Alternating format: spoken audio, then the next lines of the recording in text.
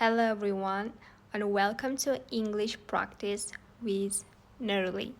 Today I want to tell you a story about one of the healthiest and simplest foods you can make at home, sauerkraut.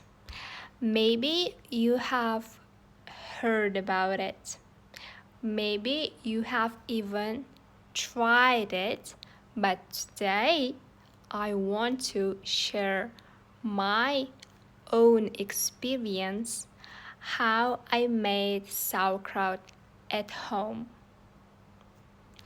Okay, and why I think everyone should try it out. Should try it out. So let's start.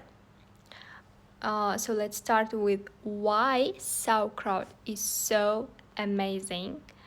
It's not just tasty, it's also full of probiotics, the good bacteria that help your digestion and make your stomach stronger.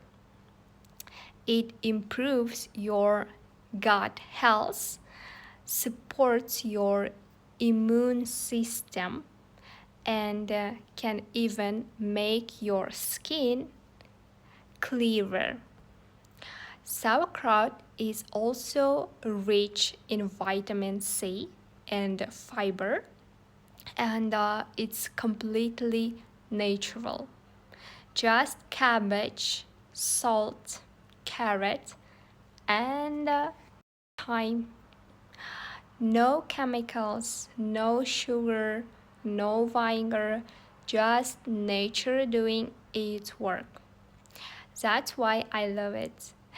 It's simple, healthy, and doesn't cost an arm and a leg. It doesn't cost an arm and a leg. It's not expensive. Now let me tell you how it all happened. And so a few days ago, I looked into my fridge and saw a big cabbage sitting there. So I had about 4 kilograms of cabbage, and I thought, this is a perfect moment to make sauerkraut. And so I began. First, I removed the outer leaves. They are usually a bit dirty and tough. So I always take them off. I remove them. Then I cut the cabbage in half and began slicing it thinly. I used a big sharp knife and took my time. So I love this part. The sound of chopping cabbage is almost something relaxing. It helps me calm down. Relax. When I finished slicing all the cabbage, I took 1 carrot, peeled it, and grated it on a fine grater. Okay. The carrot adds a little sweetness and makes the sauerkraut look more colorful. Then I mixed the grated carrot with the cabbage in a big bowl. Okay. Next, I used salt. It's a pink salt. I love it because it's natural and full of minerals. I didn't measure it exactly, but I think I added about 3 teaspoons, 3 little teaspoons. That should be enough for 4 kilograms of cabbage. And after adding the salt, I began to mix everything with my hands. I didn't rush. I mixed and squeezed the cabbage carefully again and again to make sure the salt spread evenly everywhere. Okay, and it's important to mix it really thoroughly, not for 1 minute, at least 5 minutes, I think. Then I noticed the cabbage was changing. It became softer and started releasing its natural juice. That's when I knew it was working out well.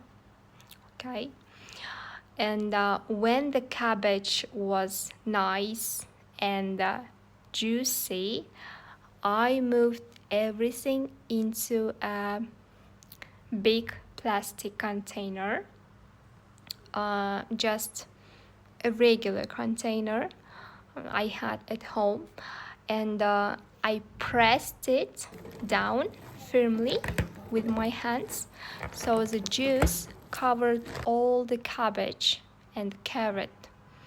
And this step is very important because the cabbage must stay under the liquid during the fermentation. Okay, this is very important. Then on top of the cabbage, I placed a small plate, and on top of that, a heavy 5-liter bottle of water. It worked perfectly as a weight. I left the container like that at room temperature for 1 day, and the next day I checked it. It really started to smell fresh and a bit sour. That's a good sign. I press it down again with my hands and decided to move it into a big glass jar. I pressed it carefully into the jar, making sure the liquid covered everything. After that, I left the jar to stand for 3 more days. Every day I checked it.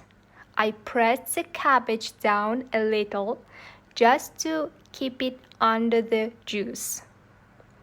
And each day I took wooden spoon and made a few small holes inside to let the gas out.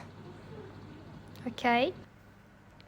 During the fermentation, gas forms inside, and if you don't release it, the sauerkraut can become too bubbly.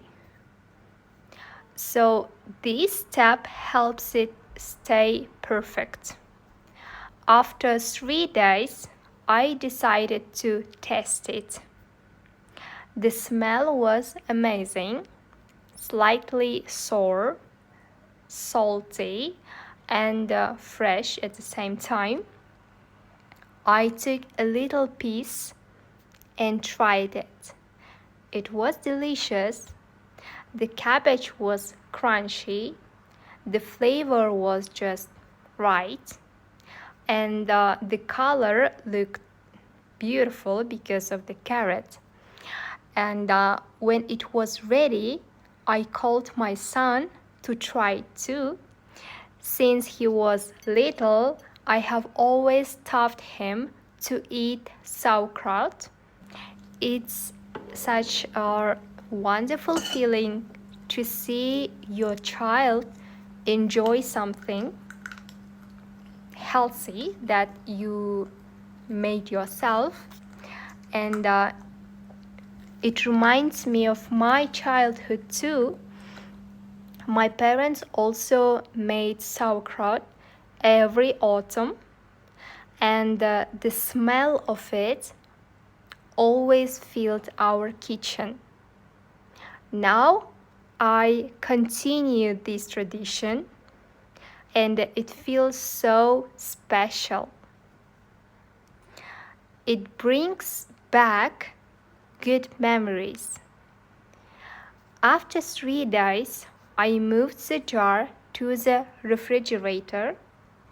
Sauerkraut keeps well there for several weeks or even months. I usually eat it with any meal, with potatoes, soup, or just as a salad on its own. It adds a fresh, sour taste to everything and brightens up. And if you have never made sauerkraut before, I really recommend trying it. You only need 3 ingredients: cabbage, carrot, and salt, and a bit of patience. You don't need any expensive tools or fancy kitchen skills. Just use what you have, mix it with love, and let nature take care of the rest. Okay? It's one of those traditional foods that stand the test of time, stay useful and popular for a long time. Something your grandparents probably made, and something you can pass on to your children too.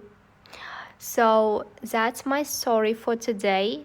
I hope it inspires you to make your own homemade sauerkraut.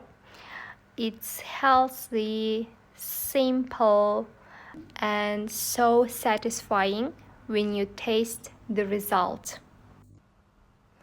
Thank you so much for listening to my story. If you enjoyed it, don't forget to like, subscribe, and leave a comment.